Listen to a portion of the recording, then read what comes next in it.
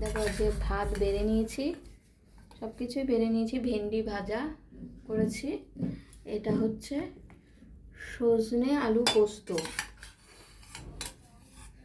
সজনে আলু পোস্ত করেছি এই। আর করেছি হচ্ছে আলু পটলের ঝোল, আর এটা হচ্ছে কাঁকড়ার তরকারি, মানে কষা কষা করে করেছি।